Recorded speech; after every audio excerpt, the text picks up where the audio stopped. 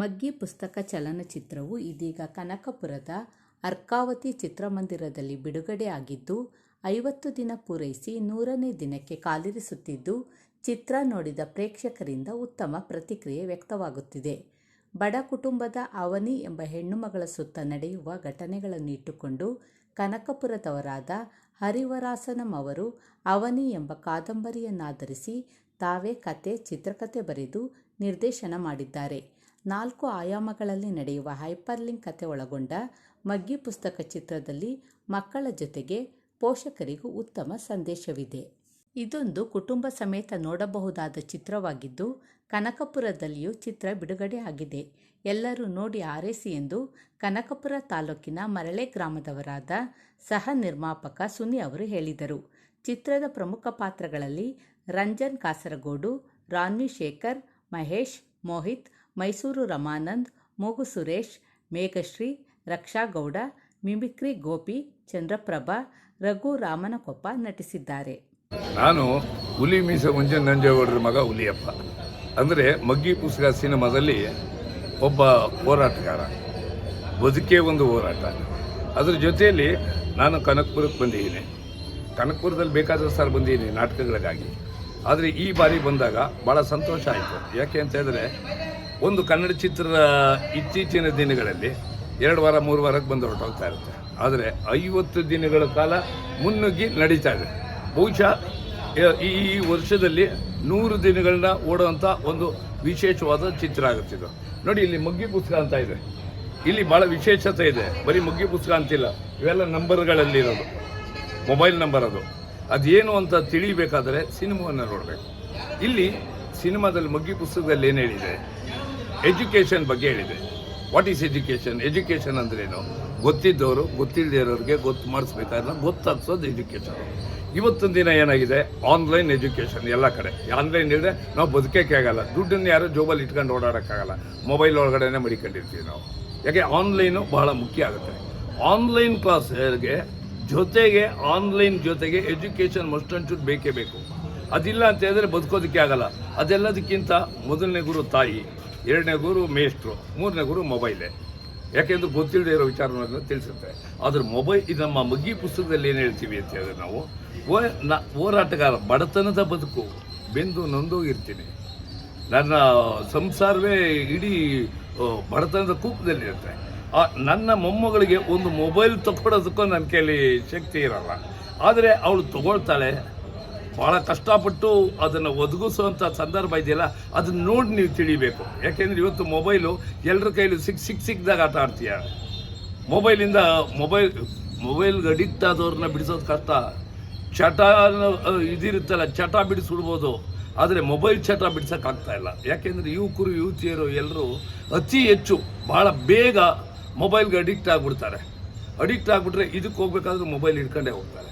ಆದರೆ ಇಲ್ಲಿ ಏನು ಹೇಳಿದೆ ಅಂತ ಹೇಳಿದ್ರೆ, ಒಂದು ಆನ್ಲೈನ್ ಕ್ಲಾಸ್ಗೆ, ಒಂದು ಎಜುಕೇಷನ್ಗೆ ಮೊಬೈಲು ಯಾವ ರೀತಿ ಅನುಕೂಲ ಇದೆ, ಅನಾನುಕೂಲಗಳಿದೆ, ಇದೆಲ್ಲವನ್ನು ಭಾಳ ವಿಶೇಷವಾಗಿ ಇದರಲ್ಲಿ ತಿಳಿಸುತ್ತೆ. ಜೊತೆಗೆ ಇಲ್ಲಿ ಭಾಳ ವಿಶೇಷ ಅಂದರೆ, ನಿರ್ಮಾಪಕರು ಹೊಸಬರು, ಸಿನಿಮಾ ಬಗ್ಗೆ ಗೊತ್ತಿರಲಿಲ್ಲ, ಸಿನಿಮಾವನ್ನು ಮಾಡಿದ್ದಾರೆ. ಜೊತೆಗೆ ನಾನು ಹೇಳಿದಾಗೆ, ಹಿಂದಿನ ಕಾಲದಲ್ಲಿ ಸಿನಿಮಾಗಳಲ್ಲಿ ಬಡ್ಜೆಟ್ಟು ಇರ್ತಿರಲಿಲ್ಲ, ಸಬ್ಜೆಕ್ಟ್ ಇರೋದು. ಈಗ ಬಡ್ಜೆಟ್ ಇರುತ್ತೆ, ಸಬ್ಜೆಕ್ಟ್ ಇರಲ್ಲ. ಇದರಲ್ಲಿ ಸಬ್ಜೆಕ್ಟು ಇದೆ, ಬಡ್ಜೆಟ್ಟು ಇದೆ, ಮತ್ತು ಸಂಗೀತ ಅತ್ಯುತ್ತಮವಾಗಿದೆ. 18 ಜನ ಗಾಯಕರಾಡಿದ್ದಾರೆ. ಆಸ್ಕರ್ ಅವಾರ್ಡ್ ವಿನ್ನರ್ ಯಾರು? ನಮ್ಮ MM ಕೀರ್ವಾಣಿಯವರು. ಅವರು ಸೇರಿ ಒಟ್ಟು 18 ಜನ ಗಾಯಕರು ವಿಭಿನ್ನ ರೀತಿಯಲ್ಲಿ ಆಡಿದ್ದಾರೆ.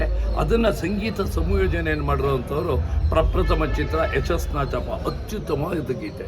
ಈ ಗೀತೆಗೆ ನೋಡಿ, ನಮ್ಮ ಕನ್ನಡಿಗರಾದಂಥ ಮಾಜಿ ಪ್ರಧಾನಿ HD ದೇವೇಗೌಡರು, ರಮೇಶ್ ಅರವಿಂದ್ ಅವರು, ಗಿರೀಶ್ ಕಾಸರವಳ್ಳಿ ಅವರು, ಹೀಗೆ ನಾಗಾಭರಣ, ನಾಕ್ತಿಹಳ್ಳಿ ಚಂದ್ರಶೇಖರ್, ದೊಡ್ಡರಂಗೇಗೌಡ, ಹೀಗೆ 222ಕ್ಕೂ ಹೆಚ್ಚು ಜನ ಬೈಟ್ಸ್ ಕೊಟ್ಟಿದ್ದಾರೆ.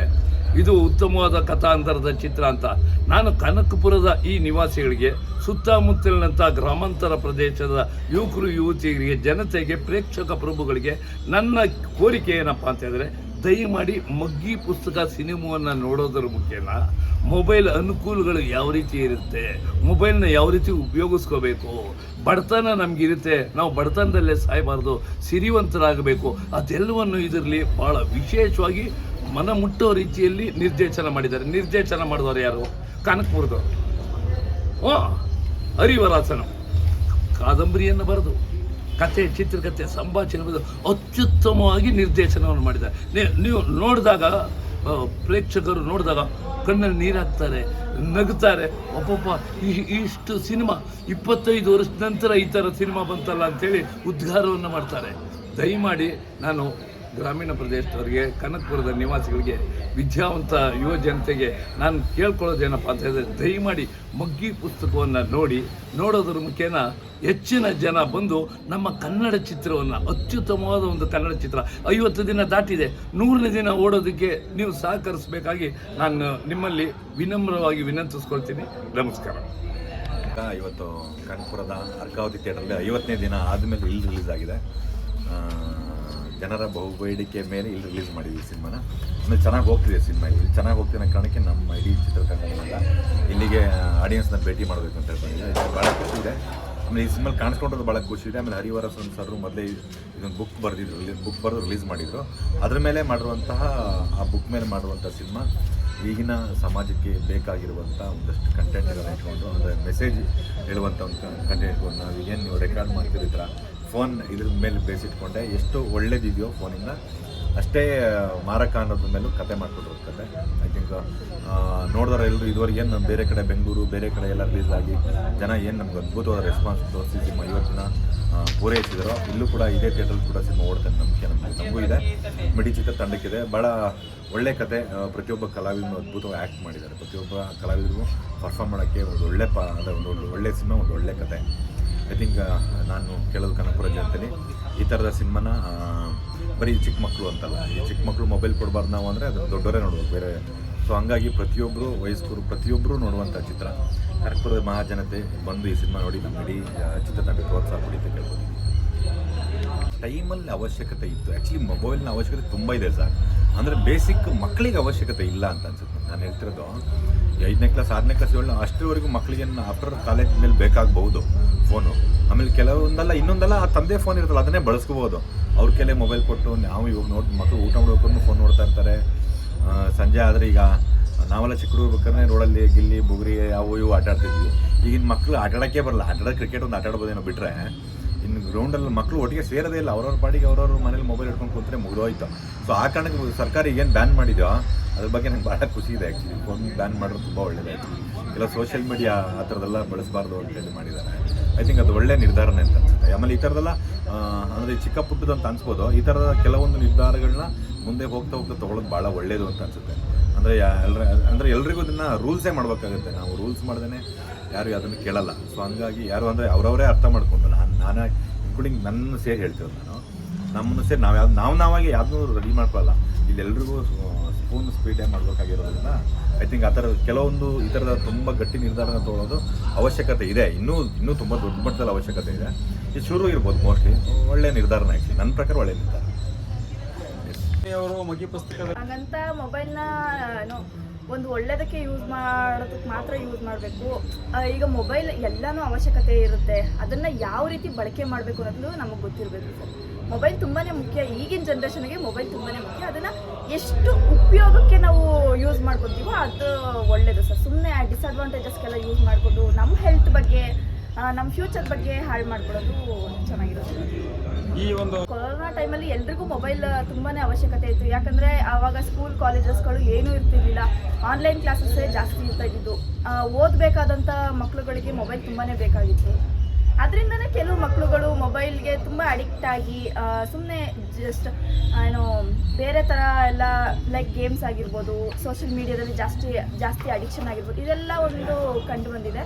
ಅದೆಲ್ಲ ಕಮ್ಮಿ ಆದರೆ ಒಳ್ಳೆಯದು ಸರ್. ಅದು ಇದು ಚೆನ್ನಾಗಿರೋದಿಲ್ಲ. ಬಿಕಾಸ್ ನಮ್ಮ ಆರೋಗ್ಯದ ಬಗ್ಗೆನೂ ನಾವು ಯೋಚನೆ ಮಾಡಬೇಕು. ಜೊತೆಗೆ ಈಗ ಎಲ್ಲರೂ ಫೋನ್ ಒಳಗಿನ ಮುಳುಗೋಗ್ಬಿಟ್ಟಿದ್ದಾರೆ. ನಮ್ಮ ಸುತ್ತ ಇರೋವಂಥ ಅಡ್ವೆಂಚರ್ ಆಗಿರ್ಬೋದು, ಕೆಲವೊಂದು ಸಂಬಂಧಗಳಿಗೆ ಲೈಕ್ ಬೆಲೆ ಕೊಡೋದು, ಲೈಕ್ ಫ್ಯಾಮಿಲಿ ಜೊತೆ ಟೈಮ್ ಸ್ಪೆಂಡ್ ಮಾಡೋದು, ಇದೆಲ್ಲ ಕಮ್ಮಿ ಆಗೋಗಿದೆ. ಫ್ಯಾಮಿಲಿ ಜೊತೆ ಎಲ್ಲರೂ ಬೆರಿಬೇಕು, ಇನ್ನೊಂದಷ್ಟು ವಿಷಯಗಳನ್ನ ತಿಳ್ಕೊಬೇಕು. ಸೊ ಮೊಬೈಲ್ ಕಮ್ಮಿ ಮಾಡಬೇಕು ಅಂತ ಹೇಳೋದು. ಅಂದರೆ ಲೈಕ್ ಈಗ ಎಲ್ರಿಗೂ ಅವ್ರ ಮಕ್ಕಳು ಕೂಡ ಚೆನ್ನಾಗಿ ಓದಬೇಕು ಅಂತ. ಈಗ ಬೇರೆಯವ್ರ ಮಕ್ಕಳು ಓದ್ತಾ ಇರ್ತಾರೆ. ಅವ್ರ ಮಕ್ಕಳು ಓದ್ದೇನೆ ಕೂತಿದ್ದಾಗ ಎಲ್ಲ ಪೇರೆಂಟ್ಸ್ಗೂ ಅದು ಜಲಸಿ ಕಾಮನ್ ಅದು. ಬಟ್ ಆ ಥರ ಜಲಸ್ಪರ್ಧೆನೇ ಎಲ್ಲರೂ ಸಮಾನವಾಗಿ ನೋಡಬೇಕು. ಬೇರೆ ಮಕ್ಕಳು ನಮ್ಮ ಮಕ್ಕಳು ಅನ್ನೋ ಥರ ಟ್ರೀಟ್ ಮಾಡಬೇಕು ಅಂತ ಕೇಳ್ಬೋದು. ಬಿಕಾಸ್ ಆ ಒಂದು ಕುಟುಂಬ ಎಷ್ಟು ಕಷ್ಟಪಟ್ಟಿರುತ್ತೆ, ಅಷ್ಟು ದುಡ್ಡನ್ನ ಕೂಡ್ಸೋದಕ್ಕೆ ಎಷ್ಟು ಕಷ್ಟಪಟ್ಟಿರ್ತಾರೆ. ಮಕ್ಕಳಿಂದ ಹಿಡಿದು ಎಲ್ಲರೂ ಕಷ್ಟಪಟ್ಟಿರ್ತಾರೆ. ಆ ಟೈಮಲ್ಲಿ ಆ ಥರ ಆದಾಗ ನಿಜವಾಗ್ಲೂ ತುಂಬಾ ಬೇಜಾರಾಗುತ್ತೆ. ಅವ್ರಿಗೆ ನೆಕ್ಸ್ಟ್ ಏನು ಅನ್ನೋದು ಕೂಡ ಅವ್ರಿಗೆ ಗೊತ್ತಾಗೋದಿಲ್ಲ. ತುಂಬ ಬೇಜಾರಾಗುತ್ತೆ ಅದು ಸೀನ್ ನೋಡಿದಾಗ. ನಾನು ಕೂಡ ಎಷ್ಟೋ ಸಲ ಬಿಟ್ಟಿದ್ದೀನಿ ಅದನ್ನು ನೋಡಿ. ಮಗ್ಗಿ ಪುಸ್ತಕ ಸಿನಿಮಾ ಎಲ್ಲ ಕಡೆಯಿಂದನೂ ಒಳ್ಳೆ ರೆಸ್ಪಾನ್ಸ್ ಸಿಗ್ತಾ ಇದೆ. ಎಲ್ಲರೂ ನೋಡಿದವರೆಲ್ಲರೂ ತುಂಬ ಎಮೋಷ್ನಲ್ ಆಗ್ತಾ ಇದ್ದಾರೆ. ಇನ್ನು ಯಾರ್ಯಾರು ಸಿನಿಮಾ ನೋಡಿಲ್ವೋ ಥಿಯೇಟರ್ಸಿಗೆ ಬಂದು ಸಿನಿಮಾ ನೋಡಿ. ನಿಮ್ಮ ಲೈಫ್ಗೂ ಕೂಡ ಒಂದು ಒಳ್ಳೆ ಮೆಸೇಜ್ ಇದೆ, ಈ ಸಮಾಜಕ್ಕೂ ಕೂಡ ಒಂದು ಒಳ್ಳೆ ಮೆಸೇಜ್ ಇದೆ. ಮಿಸ್ ಮಾಡಿದ್ರೆ ನಮ್ಮ ಮಗ್ಗಿ ಪುಸ್ತಕ ಸಿನಿಮಾ ನೋಡಿ. ಎಸ್ಪೆಷಲಿ ಕನಕಪುರ ಜನತೆ ಅರ್ಕಾವತಿ ಥಿಯೇಟರಲ್ಲಿ ಸಿನಿಮಾ ರಿಲೀಸ್ ಆಗಿದೆ. ಮಿಸ್ ಮಾಡದೆ ಎಲ್ಲರೂ ಬಂದು ಸಿನಿಮಾ ನೋಡಿ. ಕನಕಪುರ ಜನತೆ ನಿಮಗೂ ಕೂಡ ಕೈ ಜೋಡಿಸಿ ಕೇಳ್ಕೊತೀನಿ, ಬಂದು ಸಿನಿಮಾ ನೋಡಿ. ಎಲ್ರಿಗೂ ನಮಸ್ಕಾರ. ನಾನು ರಾನ್ವಿ ಶೇಖರ್. ಇವತ್ತು ನಾನು ಕನಕಪುರದಲ್ಲಿದ್ದೀನಿ. ಕನಕಪುರ ಅರ್ಕಾವತಿ ಥಿಯೇಟರಲ್ಲಿ ನಮ್ಮ ಮಗ್ಗಿ ಪುಸ್ತಕ ಸಿನಿಮಾ ರಿಲೀಸ್ ಆಗಿದೆ. ಎಲ್ಲರೂ ಮಿಸ್ ಮಾಡದೆ ಬಂದು ನಮ್ಮ ಸಿನಿಮಾನ ನೋಡಿ. ಕನಕಪುರ ಜನತೆ ಎಲ್ಲರೂ ಬಂದು ಥ್ಯಾಂಕ್ ಯು. ಆಯಿತಾ? ಹಾಯ್, ಹಲೋ, ಎಲ್ಲರಿಗೂ ನಮಸ್ಕಾರ. ನಾನು ಕನಕಪುರ ಹನಿ ಪಂಪಕ. ಈ ಸಿನಿಮಾದಲ್ಲಿ ಒಂದು ಚಿಕ್ಕ ಪಾತ್ರ ಕೂಡ ಮಾಡಿದ್ದೇನೆ. ಈ ಮಗ್ಗಿ ಪುಸ್ತಕ ಸಿನಿಮಾ ಭಾಳ ಖುಷಿ ಆಗ್ತಿದೆ. ಈಗ 50 ದಿನ ಪೂರೈಸಿ ನಂತರ ಕನಕಪುರ ಚಿತ್ರಮಂದಿರಕ್ಕೆ ಬಂದಿದೆ. ಭಾಳ ಖುಷಿ ಆಗ್ತಿದೆ. ಎಲ್ಲರೂ ಬಂದು ಕನಕಪುರ ಜನರು ಸಿನಿಮಾವನ್ನು ನೋಡಿ ಯಶಸ್ವಿಗೊಳಿಸಬೇಕೆಂದು ಹೇಳ್ತಾರೆ. ಹಾಯ್ ಸರ್, ನಮಸ್ಕಾರ. ನನ್ನ ಹೆಸರು ಯಶಸ್ ನಾಚಪ್ಪ, ಮಗ್ಗಿ ಪುಸ್ತಕ ಸಿನಿಮಾದ ಮ್ಯೂಸಿಕ್ ಡೈರೆಕ್ಟರ್. ಆ್ಯಂಡ್ ತುಂಬ ಖುಷಿ ಆಗ್ತಿದೆ. ನಮ್ಮ ಸಿನಿಮಾ 50 ಡೇಸ್ ಓಡಿದೆ. ಸೊ 50+ ಇವಾಗ ಓಡ್ತಾನೇ ಇದೆ. ಸೊ ಕರೆಂಟ್ಲಿ ಇವಾಗ ಕನಕಪುರದಲ್ಲಿದ್ದೀವಿ. ತುಂಬ ಜನಗಳಿದ್ದಾರೆ ಆ್ಯಂಡ್ ಚೆನ್ನಾಗಿ ಓಡ್ತಿದೆ. ಆ್ಯಂಡ್ ನಾನಿದ್ದು ಮೊದಲೇ ಡೆಬ್ಯೂ ಸಿನಿಮಾ ಇದು. ಸೊ ನಾನು 15 ಇಯರ್ಸ್ ಹಂಸಲೇಖ ಜೊತೆ ವರ್ಕ್ ಮಾಡಿದೆ. ಸೊ 2 years ಏರಾಮ್ ಜೊತೆ ವರ್ಕ್ ಮಾಡಿದೆ. So this is the first debut movie. So ಈ ಸಿನಿಮಾದಲ್ಲಿ ಟೋಟಲಿ 7 ಸಾಂಗ್ಸ್ ಇದೆ. ಸೊ ಇದರಲ್ಲಿ 17 ಸಿಂಗರ್ಸ್ ಹಾಡಿದ್ದಾರೆ, including Baahubali music director Keeravani sir ಹಾಡಿದ್ದಾರೆ, ವಿಜಯ್ ಪ್ರಕಾಶ್ ಸರ್ ಹಾಡಿದ್ದಾರೆ, ಸೈಂಧವಿ ಮೇಡಮ್ ಹಾಡಿದ್ದಾರೆ, ವಿಜಯಲಕ್ಷ್ಮಿ, ಸುಮಾರು ಜನ ಹಾಡಿದ್ದಾರೆ ಇದಕ್ಕೆ. ಆ್ಯಂಡ್ ಮೂವಿ ತುಂಬ ಚೆನ್ನಾಗಿ ಓಡ್ತಿದೆ because of all your support. ಇದೇ ಥರ ಪ್ಲೀಸ್ ನಾನು ಕೇಳ್ಕೊಂಡಿದ್ದೆ ದಟ್ ಪ್ಲೀಸ್ ದಯವಿಟ್ಟು ಇನ್ನೂ ಹೆಚ್ಚಾಗಿ ಸಪೋರ್ಟ್ ಮಾಡಿ. ಈ ಸಿನಿಮಾಗೆ 100 ದಿವಸ ಬರೋಂಗೆ ಒಂಚೂರು ಸಪೋರ್ಟ್ ಮಾಡಿ. Thank you.